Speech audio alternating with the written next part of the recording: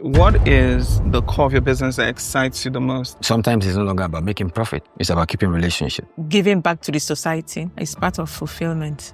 When it comes to fashion and beauty, someone in Texas would rather trust a Nigerian than trust someone from China. But can we carry the order? Insurance manages a kind of risk that is called insurable risk. Business owners that would suffer accidental damage to their vehicles, these things get repaired in just very quick time.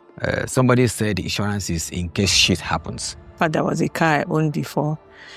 I had an accident with it and nothing was done. So because of that, I have to tow the other route. Insurance. Linkage is actually a good insurance agency to deal with. SMEs are the engine of all economics, especially in a free market economy or mixed market economy like Nigeria. And the thing that is also driving, lubricating the economy is insurance.